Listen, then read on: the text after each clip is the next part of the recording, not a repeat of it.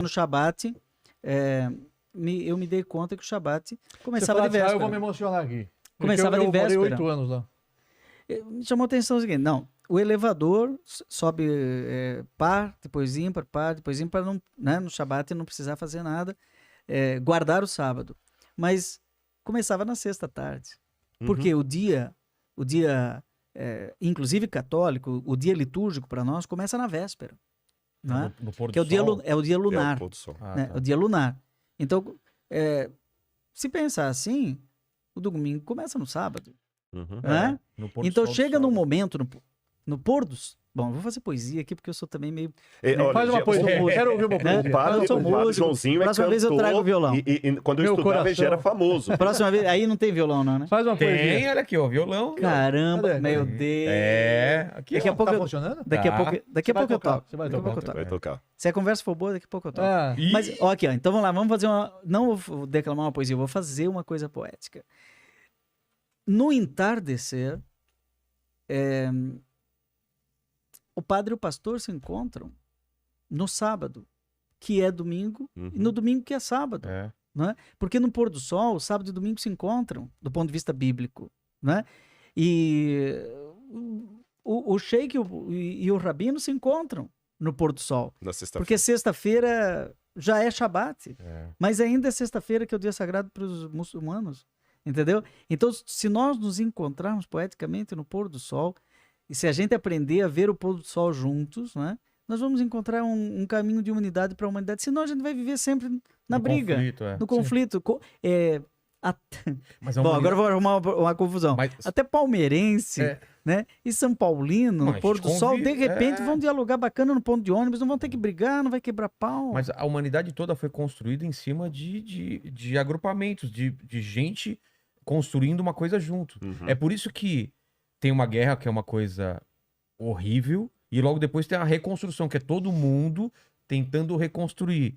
Agora a pandemia, teve o estrago, agora é todo mundo se juntando para tentar fazer uma coisa melhor. A gente tentando achar essas intersecções, isso eu acho muito legal. É. Depois do arraso, né? Mas eu queria. A primeira coisa que eu falei era sobre o Deus. Eu queria entender se para as três religiões. Caramba, a o gente está Deus- respondendo a primeira pergunta sua. hein? É o mesmo 4 Deus. horas, meu filho. Espera aqui. Não. Tem inferno, tem céu. O Deus é o mesmo? É o mesmo conceito de Deus para os três? De ser onisciente, onipresente? Como que é o Deus para vocês? É o mesmo conceito? Eu sei que é o mesmo Deus, mas o conceito de Deus, ele muda alguma coisa? pela visão judaica, só existe um Deus. Uhum. Ayah, Oveve e ele, foi, aí será. Ele é o Criador. Onisciente, onipotente. Exatamente. É. E ele é a luz infinita. Muitas vezes nós não entendemos ele, porque eu não vou servir um Deus que eu entendo ele. Se eu entendo ele, eu sou igual a ele, disse um grande sábio uma vez. E ele é a base, a fé. A fé, na verdade, é você vivenciar, mesmo quando você não entende o porquê. O rei Davi escreve, Vemunatcha baleilot. A fé ela entra em vigor quando? Baleilot, de noite, quando está escuro, e as coisas saem do roteiro, você não está entendendo o porquê, nesse momento você tem que ter a fé e confiar que existe uma força maior que está por detrás de tudo, de todos, e que está te levando para o endereço que você tem que chegar. Inclusive, a nossa existência física pelo judaísmo é uma etapa, porque a vida, ela começa depois. Aqui é só uma preparação.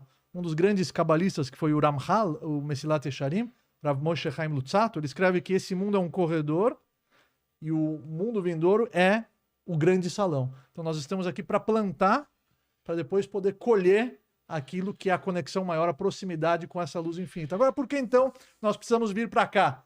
Por que não já nascer direto lá? Porque isso tem que ser de uma forma meritória. Existe a meritocracia, o livre-arbítrio. Você ter uma força que te puxa para um lado e uma força que te puxa para o outro, e você escolher, optar, fazer o que é certo, apesar de uma má inclinação que existe dentro de cada um de nós, que vai te puxar, que vai tentar te desviar, que são os testes, as adversidades da vida, que revelam a nossa força, que revelam o nosso caráter. Por isso que quando Deus criou o anjo da morte, ele falou, Tov Meod, é muito bom, porque ele vai te mostrar que você não está aqui para sempre, que existe um tempo limitado, isso vai dar uma razão para você aproveitar cada dia da sua vida para construir, exatamente, para fazer com que aquele dia jamais acabe. Como é que você vai fazer um dia jamais acabar? criando algo de significativo nele. Agora, alguém poderia dizer assim, não, mas então o padre virou judeu, né? E agora o pastor virou católico, né? Ou o padre virou pastor. Não, calma. Nós temos diferenças, não é? Então, o que o cristianismo tem como uma palavra típica? O que o cristianismo trouxe que agregou algo a uma certa tradição judaica, né? O judaísmo tem uma percepção de que esse Deus é presença. Quem ama se faz presente. Um grande biblista católico, Carlos Mesters, Sim. né? Que o Rodrigo conhece muito bem. Ele é um holandês que é mais brasileiro que nós todos juntos. Ele se deu o cuidado de contar quantas vezes na Bíblia, Antigo e Novo Testamento, Primeiro e Segundo Testamento, quantas vezes está escrito que Deus está conosco. Eu estou contigo, né? Eu estou no meio de vós. A liturgia católica diz, o Senhor esteja convosco, Ele está no meio de nós. Ele contou 3.000 vezes. E, inclusive, a tradução do nome de Deus, que a tradição judaica respeitosamente não pronuncia, né? E que nós, na liturgia católica, não pronunciamos também, em comunhão com o respeito, nunca vai se dizer o nome de Deus, numa liturgia, numa missa, você nunca vai ouvir, mas o tempo inteiro se diz, o Senhor esteja convosco, Ele está no meio de nós. Esse é o nome de Deus, não é?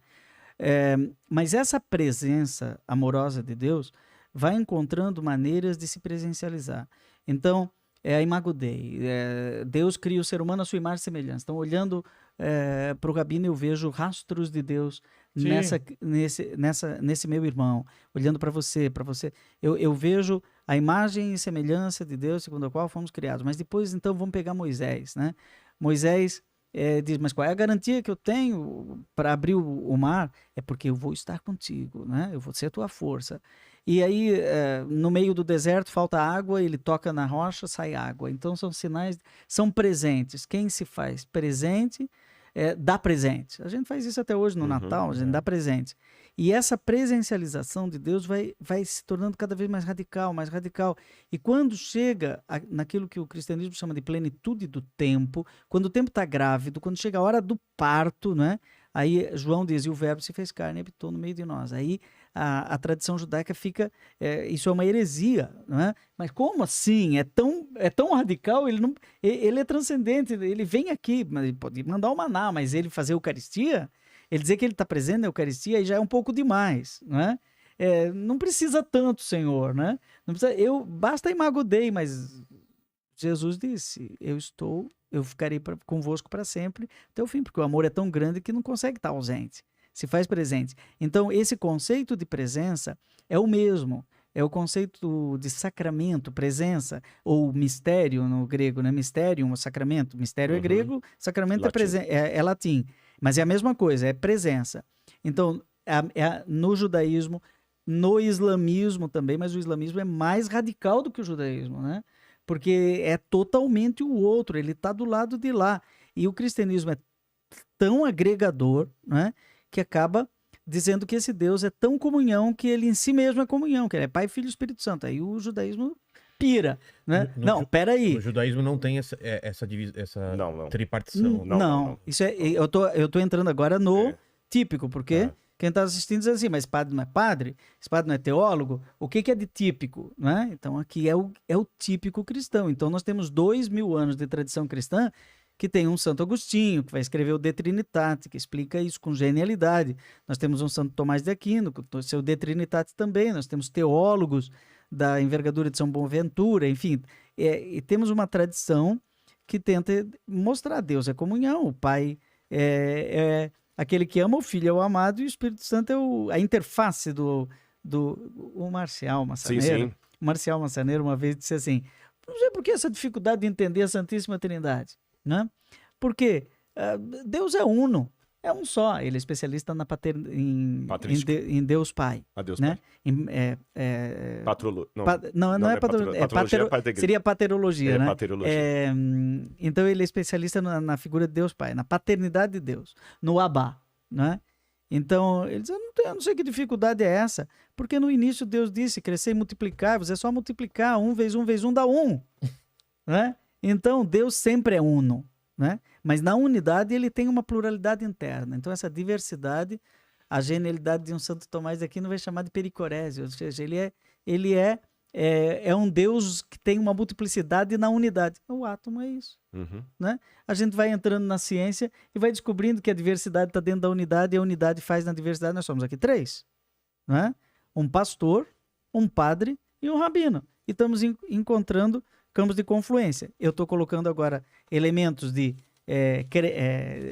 fé codificada do cristianismo que, se nós continuarmos a conversar, vai chegar um momento que o rabino diz, olha, desliga a internet, acaba o podcast, vamos sentar ali, agora vamos colocar os pingos nos is. Isso é outro programa. É um outro programa. Não é isso, Rodrigo?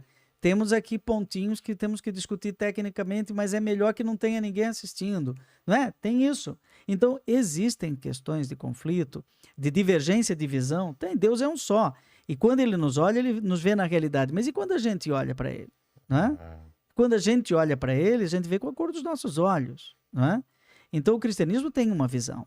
O judaísmo tem uma visão. E interessante, dentro do judaísmo tem várias visões. Não é? Tem costumes diferentes. A raiz é a mesma, a Torá é uma. Existem costumes porque os judeus se espalharam pelos 4 cantos do mundo, nos exílios, e cada comunidade acabou adotando alguns costumes, e esses costumes são sagrados. Dentro do judaísmo, o costume por exemplo, a kippá não é um preceito, por exemplo.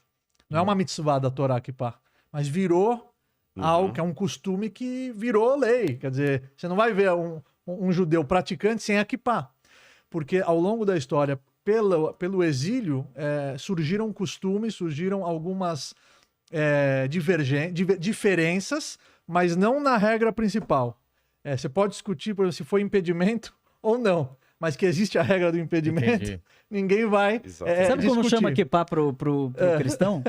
Solidel. Solidel, padre. Então você tem muitas diferenças, por exemplo, os judeus Ashkenazim, os judeus Sefaradim, os judeus que vieram da Europa, os judeus que foram lá para a Espanha. Cada um tem a sua característica, a sua culinária. Mas teve alguém que... Mas a raiz é a mesma. Quem tentou mudar, não existe mais. É mesmo? Acabou.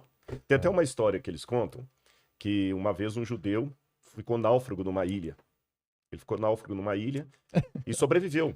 E depois de um tempo, um navio passou e achou o judeu ali e viu que bacana. Ele havia construído 2 sinagogas, né, para reforçar a fé dele. Aí eu pensei, mas que bacana, você manteve os seus princípios, mesmo solitário numa sinagoga, você construiu a sinagoga. Agora a gente não entendeu uma coisa. Construir uma sinagoga, a gente até entende, mas para que 2? Ele falou para eu ter certeza em qual que eu não entro. Então, quer dizer, agora, eu quero só falar uma coisinha aqui acrescentando, que o padre falou muito bem da Trindade. Então a gente até fala assim, Deus é 1, 2, 3, quanto mais melhor, né? E você vê que o padre tem uma alegria especial, né? Mas ele não tem sogra. Não tem... É verdade. Agora ele esculhambou. Eu senti ele animado. É verdade. É uma alegria. Agora caiu a ficha. É que meu pai, de saudosa memória, faleceu com 51, eu já tenho 57. Quando eu voltava do seminário, eu entrei no seminário com 11 anos. Eu ficava ouvindo os tios conversando e toda vez era o mesmo assunto. Por que padre não casa? Não é? Era esse assunto aí. E aí meu pai quietinho ouvindo, né? E todos eles brigavam com a mulher, não sei o quê, e queriam que o padre casasse. Aí uma hora meu pai quieto, né? Aquele homem tímido, tava no canto dele e um tio perguntou, e Samuel é o nome do meu pai. Meu avô era Samuel Jacó Reich. Teu avô paterno ou materno? Se for materno, você é judeu. Não, depois a gente conversa. Ele é materno? Samuel Jacó A Reich. gente vai subir depois. Samuel Jacó Reich. Eu só tenho uma avó que era Reich. Qual país? Hã? Qual país era? Polônia ou Alemanha? Não, veio da Alemanha. Alemanha. Alemanha. O meu chama Sonnenreich, também da Alemanha, em Leipzig. Foi um milagre que nós... Bom, depois a gente E vai aí o meu contar pai disse assim, o meu tio disse, Samuel, tu não concorda que o padre devia casar? Ele, eu não tenho nada contra.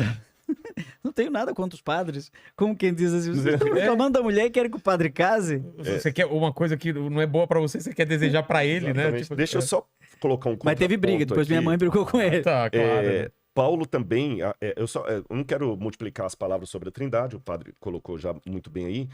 Tem mais um detalhe, tem uma diferença também na compreensão eu vou falar de um judeu chamado Paulo em relação a outros judeus da época. Porque o cristianismo nada mais é do que uma dessas divisões do judaísmo. A gente não pode negar as nossas raízes judaicas. A pior coisa que houve no cristianismo Sim, porque Jesus era medieval- judeu. E aí, Por mais, a pior coisa que houve no cristianismo medieval é dizer que ser cristão era não ser judeu. Eu tenho até uma posição comigo, talvez o meu amigo Padre Joãozinho vai discordar, mas tem até uma tese na Gregoriana sobre isso, de Samuel Bacchiocchi, que a troca do Shabat pelo domingo se deu nos primeiros séculos por um antissemitismo. Quando você pega algumas igrejas cristãs ali que queriam a todo custo provar que eles não eram judeus. E começaram então a se reunir num dia depois do Shabat. Mas Paulo, na época, já sentia essa dificuldade, Joãozinho, de testemunhar para um judeu o que aconteceu com ele de Yeshua. E Paulo descreveu o seguinte, em 1 Coríntios 1, verso 18. Certamente a palavra da cruz é loucura, né? E ele fala o seguinte, nós pregamos a Cristo crucificado, escândalo para os judeus e loucura para os gentios, tá certo? E quando a gente vai para Romanos, vem a principal diferença. Tá falando da linguagem da cruz, né? Exatamente. Eu vou deixar até Paulo minha fala, cruz aqui. A cruz é loucura. Vou colocar a cruz aqui no meio. E não é só pro judaísmo da época, não. Porque na época que Paulo escreveu isso, cruz era uma coisa tão terrível, que tem um texto de Cícero tentando defender um homem chamado Rabirus. E Cícero falou que a palavra crux não deveria ser pronunciada diante dos ouvidos de um romano, porque crux era um xingamento em latim. Então falar que o Messias morreu crucificado é uma coisa tão... Na época, era uma mentalidade tão ridícula como se eu falasse que um homem santo de Deus morreu de overdose. Caramba. Ninguém pesado, aceitava cara. isso, era muito, muito duro. E maldito é aquele que morre no madeiro, tá lá na Torá. E Paulo dizia o seguinte, Romanos 5, verso 12. Porque assim como por um só homem entrou o pecado no mundo, e pelo pecado veio a morte, assim também a morte passou a todos os homens, porque todos pecaram. E Paulo continua dizendo em Romanos, porque todos pecaram e destituídos estão da glória de Deus. Então a diferença aqui é o seguinte, na visão de Paulo, a salvação não é meritória. O Rabino foi muito coerente com realmente o pensamento judaico. É meritório. Eu guardo a Torá, ou a lei, para ser salvo. Na compreensão paulina, as minhas obras não podem... Não é para ser salvo. Aham. Quando Deus criou o ser humano na sua imagem e semelhança, ele colocou características divinas dentro desse ser humano. Fala, o intelecto. Então nós somos uma partícula divina. Quando ele sopra a alma, vai par be'apav nishmat chaim, nós somos o quê? Quem sopra, sopra de dentro para fora, né? Manda na far, medilei na far, fala o Zohar HaKadosh, a obra máxima da Kabbalah. Então a vida é uma partícula divina. Então Deus está dentro de cada um de nós. Então para que essas duas, a criatura se conecte com o Criador, ela precisa se parecer com ele. Então, assim como ele é por si próprio, nós também vamos adquirir esse mérito por nós mesmos, através dos preceitos. Isso, exatamente. Através dos preceitos. Esse é o ponto. Vai gerar a conexão. Na visão de Paulo, esse mérito não pode ser adquirido por mim mesmo. Essa é a diferença. Ah, tá. Né? O mérito, ele é da morte de Cristo na cruz do Calvário, morte intercessória em nosso lugar. Que Pelo judaísmo não. Pelo judaísmo é cada um vai plantar. Essa é a diferença. Inclusive tem uma frase, o seu quinhão já está lá, você precisa só plantar para colher os seus frutos, para colher os frutos do futuro. É só essa diferença sutil que eu queria colocar, a diferença. As obras não são o meio, né? Eu usei a palavra salvação aqui, que é uma palavra mais cristã até, né? As obras não são o meio nem a causa da minha salvação, mas o resultado dela. Tá. E essa leitura de Paulo, ela vai muito em Santo Agostinho. Santo Agostinho, ele teve uma vida pregressa, devassa, você sabe disso, não estou desrespeitando Santo Agostinho aqui, quem lê Confissões. E ele falou assim, parece que tem um poder ruim em mim que me aponta para coisa errada, porque quando eu era criança, tá nos Confissões, eu queria roubar as peras da casa do vizinho para comer. Por quê? Era fome? Não, tinha comida na minha casa. Era vontade de comer pera? Não tinha pera na minha casa. Era o velho homem que agia em mim, tá certo? Então essa é a diferença. Agora, eu vou fazer uma pergunta, se vocês me permitem os três aqui, que se eu tivesse em casa, Padre Rabino, eu faria. Tá.